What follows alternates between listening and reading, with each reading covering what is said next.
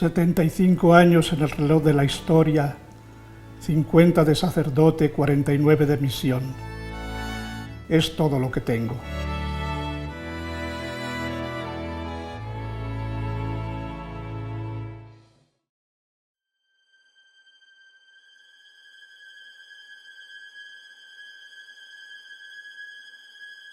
En un lugar de La Mancha, Villanueva de Alcardete, Toledo, nace el último día del año de 1933, en una muy fría madrugada, el sacerdote y poeta Ildefonso Escribano de la Torre. Su infancia transcurre en el seno de una familia de labriegos y en un pueblo de labriegos.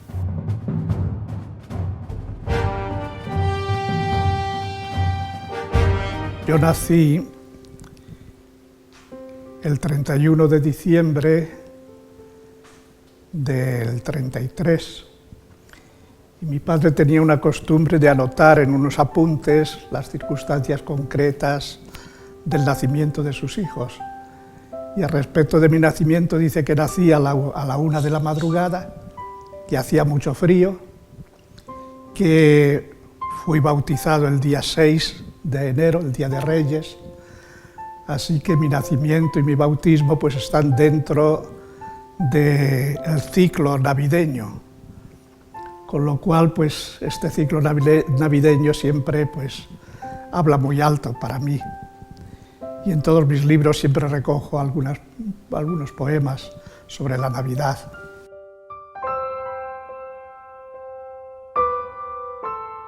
Días después, en concreto el Día de Reyes, el futuro padre Escribano de la Torre fue bautizado en su parroquia de Santiago Apóstol de Villanueva y se le puso el nombre de Ildefonso en honor al famoso arzobispo.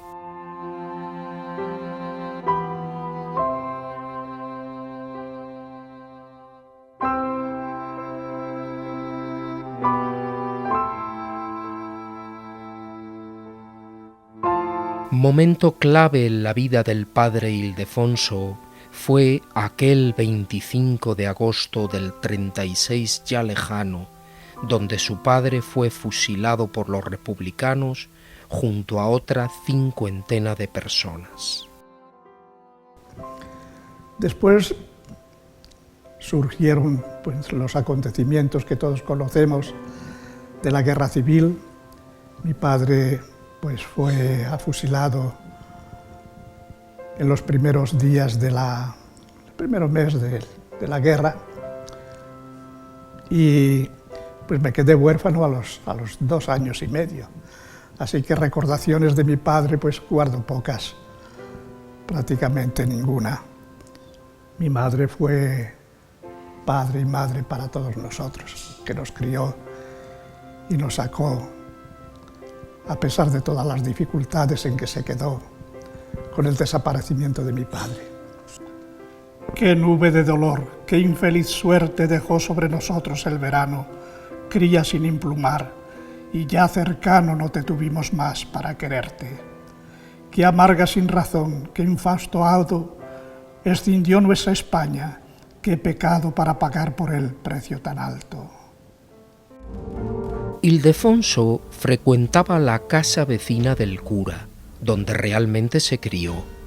No es extraño entonces que allí se despertara a los 12 años su vocación de ser sacerdote, que lo lleva a esa edad al seminario menor de su anterior diócesis en Cuenca, al mayor en Uclés y con el cambio de demarcación de la diócesis, finalmente al de Toledo.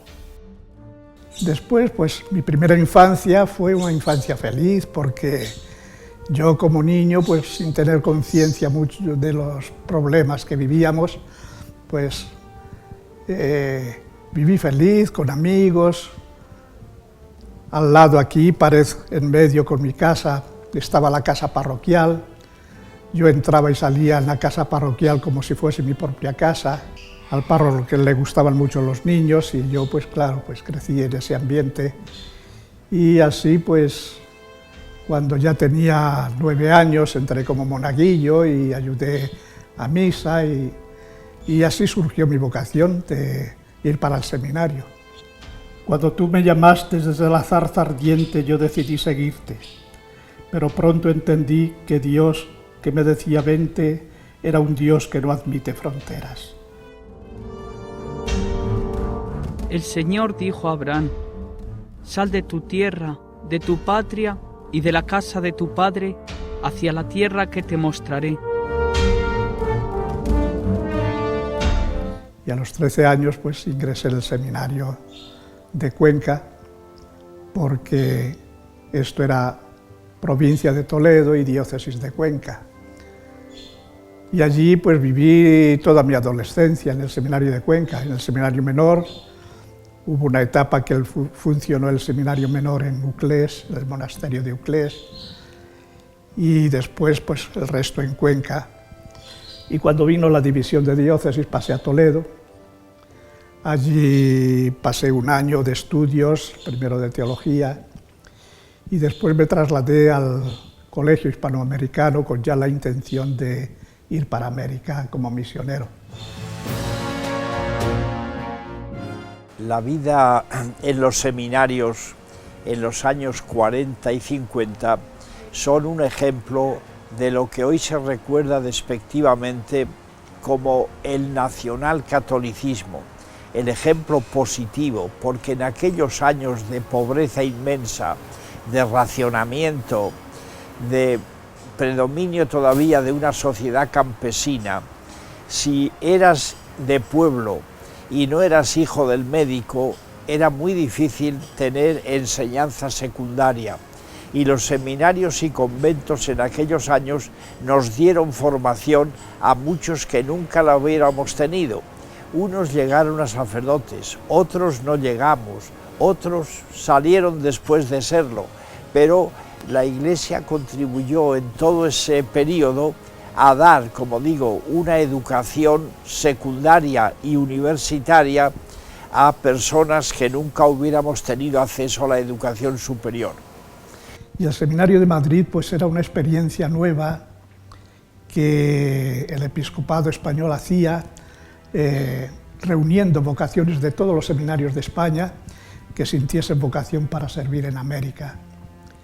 Y era pues un seminario cosmopolita, un seminario donde se valorizaba mucho la libertad y la responsabilidad. El profesorado era de lo mejor de España, de tal manera que el seminario hispanoamericano pues era siempre muy bien visto por todos los seminaristas de toda España, porque los profesores eran escogidos de toda España, de lo mejor que había en aquella época. El seminarista Ildefonso siente vocación misionera de las Américas. Por eso decide estudiar en 1956 en el Hispanoamericano de Madrid, dentro del proyecto de la obra de cooperación sacerdotal que formaba a todos aquellos futuros sacerdotes que decidían irse a América. Él quedó insertado en el equipo de los destinados a Brasil. Finalmente se ordena en 1959 y canta por primera vez misa en su parroquia natal de Villanueva. Allí, en el Colegio de Hispanoamericano, pasé los 3 últimos años hasta mi ordenación. Fue allí que me ordené y allí fui destinado a Brasil.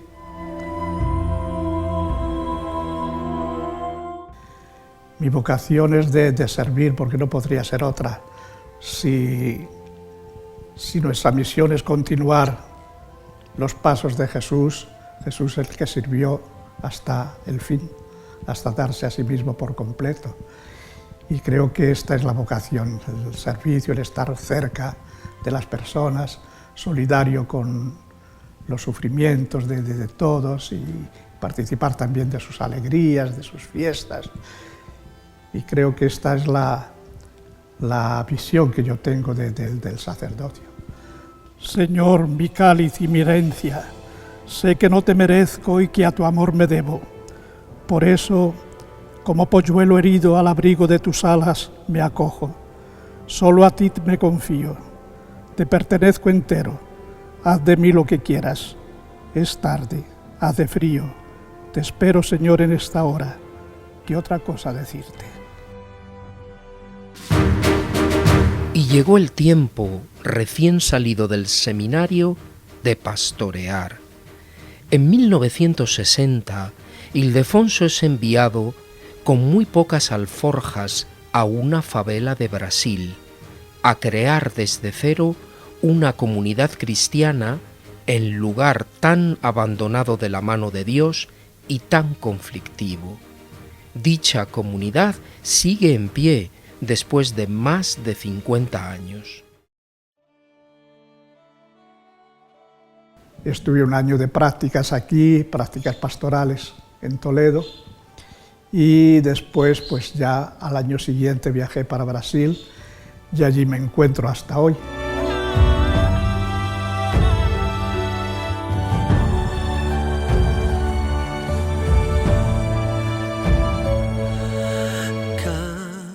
Y allí pues estoy aclimatado, estoy feliz con las gentes humildes, gentes pobres que viven en la favela y convivo con ellos pues dando el testimonio que puedo como cristiano del Evangelio de Jesucristo.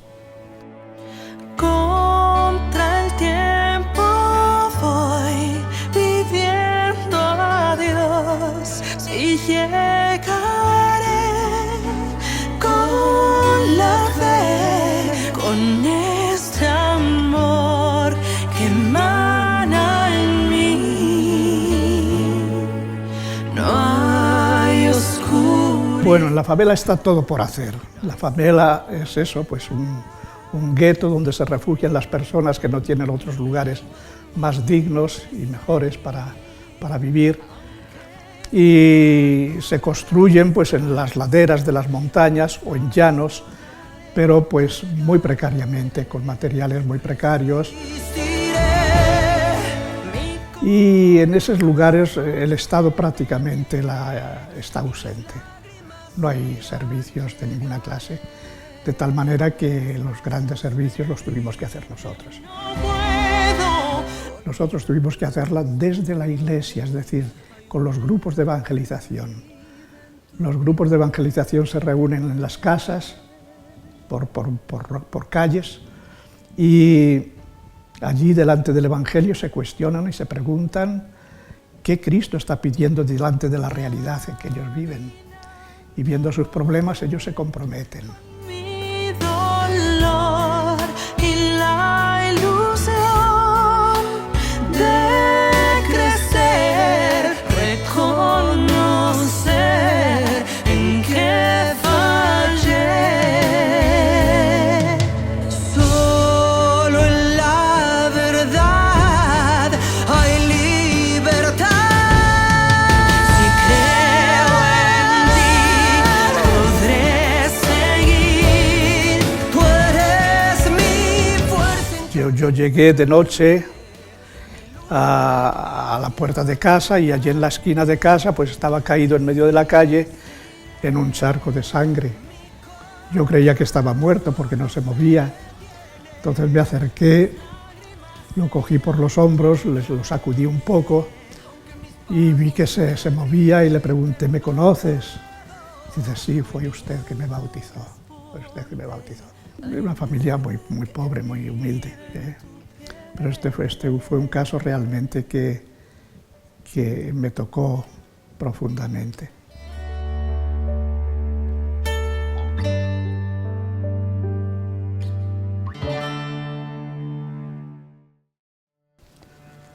Como en los coros de las tragedias griegas, oiremos intermitentes los ecos de cercanas pistolas, y el miedo nos impedirá olvidarlas. Cada disparo es nuevo aldabonazo que despide una vida y abre paso a la muerte.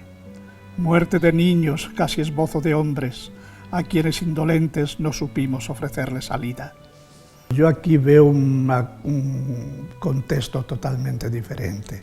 En cuanto aquí hay una aversión a Dios, a lo religioso, allí hay una connaturalidad del pueblo el nombre de Dios está a cada instante en la boca del pueblo.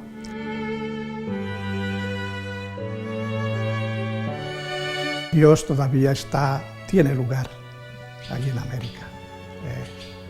Dios tiene lugar todavía. Aquí en Europa parece que las cosas han tomado un rumbo que es lo contrario de todo eso. El padre Ildefonso sigue trabajando en su parroquia a cargo de la obra social de la Hermandad de San José. En lo alto de la favela sigue estando con los desfavorecidos. Ahora, el padre Ildefonso es allí toda una institución, pues les ha acompañado desde más de medio siglo y los conoce y ayuda como si fueran sus hijos. Viene cada verano a Villanueva de Alcardete a saludar a los suyos y a recordar a aquellos que se fueron. Ahora que pasaron los años, en este fin de viaje me siento la intemperie sin lugar y sin patria. No sé a qué puerto dirigir la proa de mi nave. Aquellos que agitaron pañuelos cuando partió mi barco, con el mismo pañuelo que me dieron a dioses, enjugaron sus lágrimas.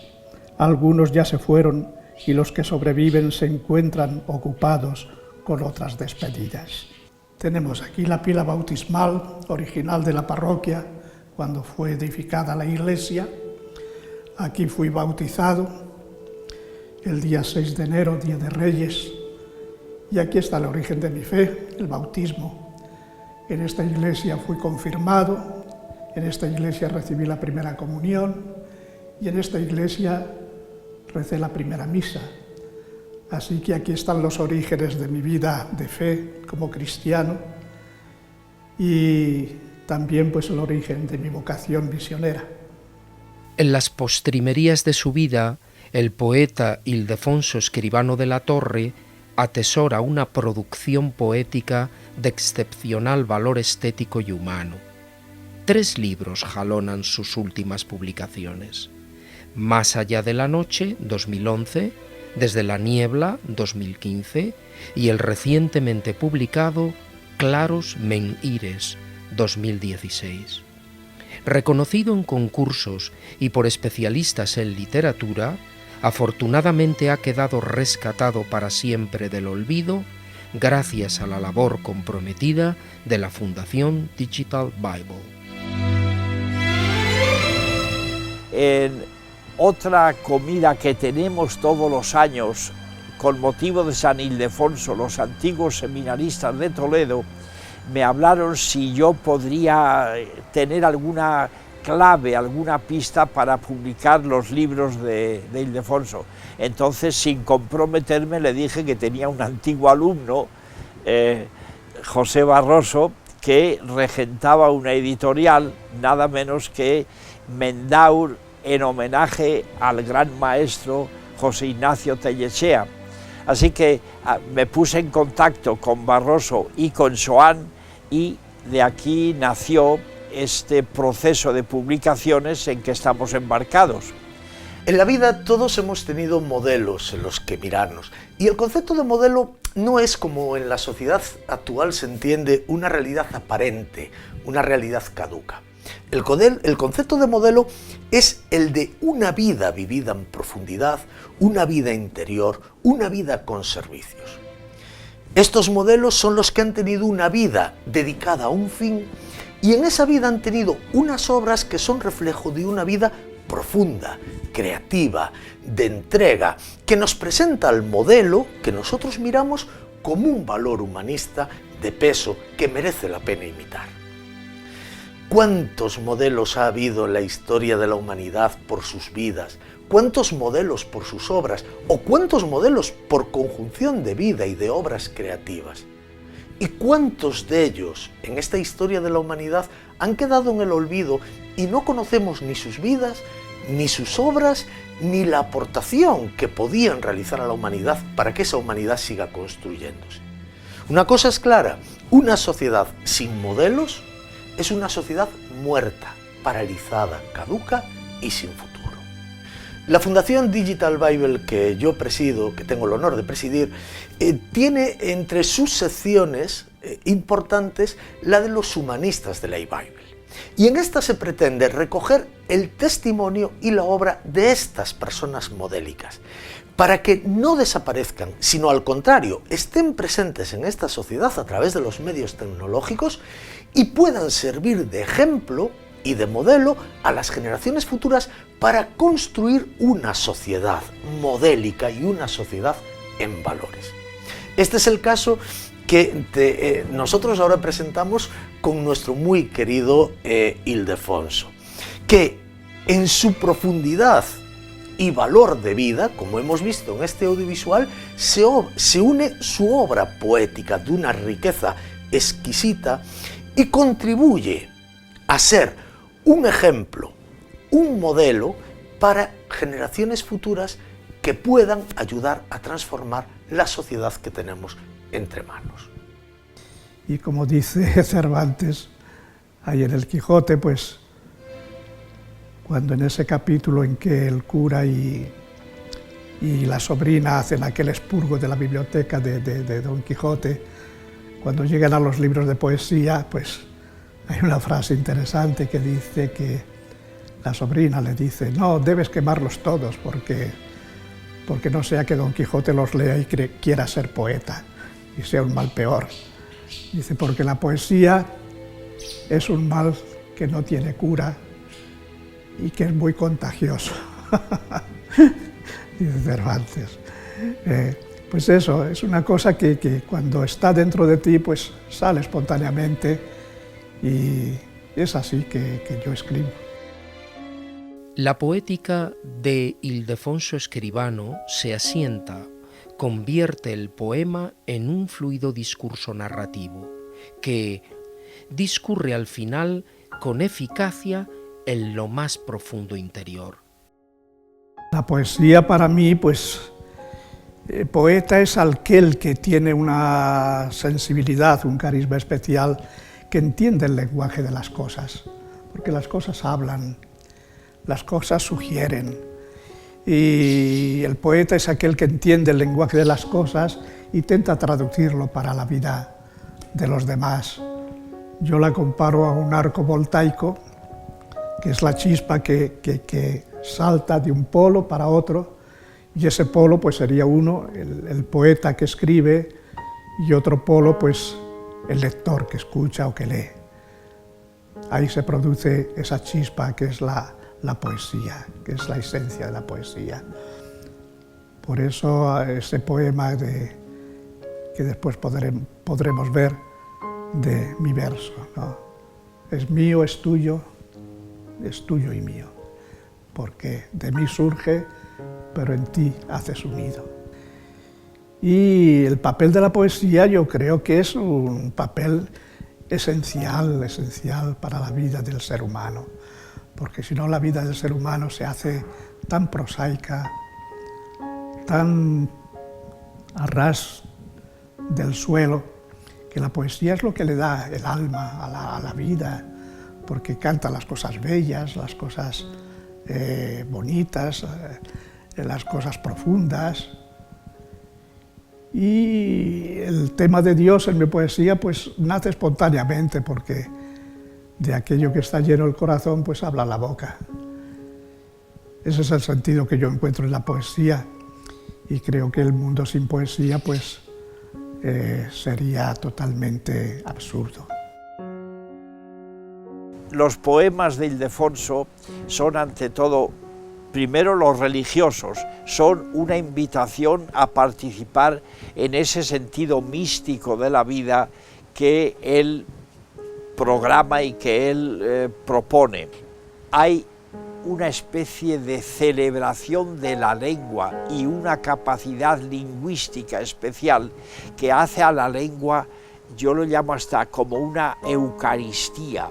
Es un centro que es la lengua, el poema se sitúa como en un altar, y entonces tanto el poeta como el lector sencillamente se hacen siervos de la lengua.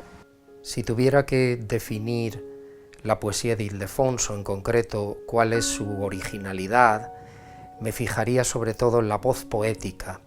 Todo poeta siempre busca el lenguaje, el cuidado del lenguaje, de la forma, y sin embargo, Ildefonso desde luego la cuida exquisitamente, la lengua, pero lo más interesante, diría yo, original de su poesía es la voz poética. Partimos de un verso de Antonio Machado que él cita: y escucho solamente entre las voces una. Ildefonso escucha la voz, busca la voz. ¿Cuál es esta voz? ¿Cómo él la define? Vayamos a su poesía. Sobrecogido en el puro placer que me produce oírte, quedo con la quietud abismal de las estrellas. La quietud abismal de las estrellas. Es un poeta que busca el misterio. El alma del poeta se orienta hacia el misterio, dice Antonio Machado. Pues Ildefonso busca lo mismo, a él lo domina la quietud abismal de las estrellas. Ahora bien, los poetas del siglo XX han utilizado la voz, pero desde diferentes filtros, es decir, la mayoría de ellos han buscado máscaras. Una puede ser el lenguaje, cuidado excesivo del lenguaje, pero nunca yendo al fondo o no preocupándose tanto del fondo, sino la forma por la forma. He ahí los vanguardistas. Jaime Gil de Viedma es el caso más claro de búsqueda de una persona, en sentido etimológico, de una máscara, de un alter ego, de un otro yo. Contra Jaime Gil de Viedma es uno de sus poemas. En cambio, Ildefonso, lo original, es que su voz es sincera. He ahí lo original. Veamos en estos versos que queda muy claro. Cansó mi corazón de asomarse al espejo y descubrirse aledaño, suburbial, indigente, morador de su arrabal, siempre merodeando su propia periferia. Y decidió ser dueño. Es decir, que él no quiere hacer ningún rodeo, no quiere buscar ninguna máscara, sino que quiere ser dueño de su propia voz poética en búsqueda del misterio, en búsqueda del alma de las cosas y, como poeta, traspasárselo al lector, y por eso él también al lector lo entiende como aquel que oye también la voz y quiere que el verso, su verso, quede en el corazón del lector para siempre, o lo que dice Luis Rosales, haciendo versos que cicatrizarán. Como interpreta el misterio, pues esos versos van a quedar para siempre, tanto en el corazón del poeta como en el del lector. Pluma suena ave, y entre mis dedos vuela sin yo mismo saber la dirección que tomará en el viento. Escapa la gravedad y oscila imponderable y libre, así también mi verso. Es indeleble cuando del alma brota, y si a tu oído llega, tal vez anide en ti y cantará en tu rama. Quizás te traiga un lejano rumor de músicas de fuente, y llene tu oquedad de resonancias. El poeta describe el paisaje como si fuera la propia epidermis de su vida interior. Conoce y siente todo de La Mancha, sus paisajes, sus gentes, su historia y su literatura quijotesca. Se trata al final de un paisaje que ha vivido y tramado poéticamente. En este último libro, Claros Menires, no estamos ante poesía religiosa, que es naturalmente poesía de amor, sino de algo que él, ausente en Brasil desde 1959, se ha llevado consigo en el corazón.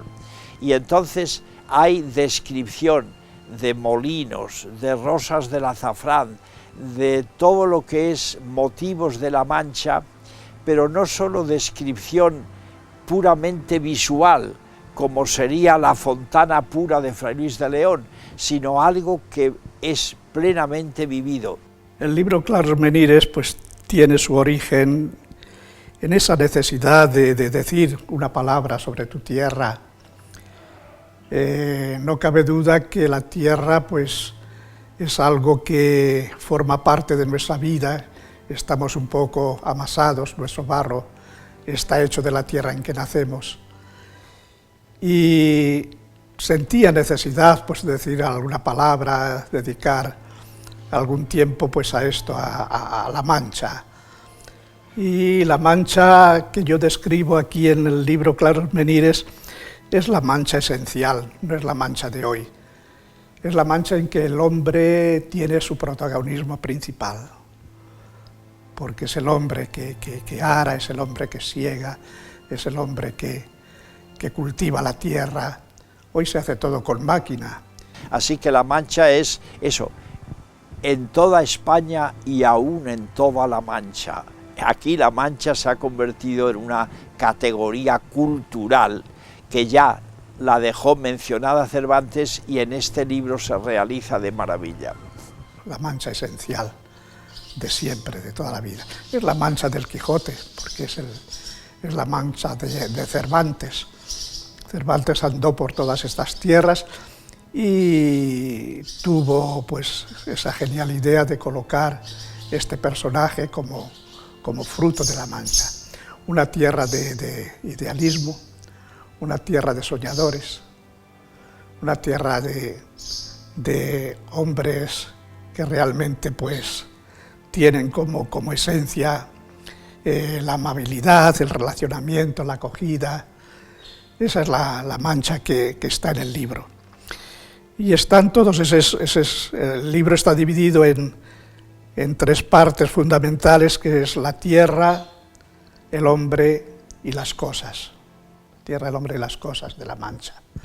Y ahí pues vamos tocando temas a respecto de esos 3 compartimientos para que esté presente.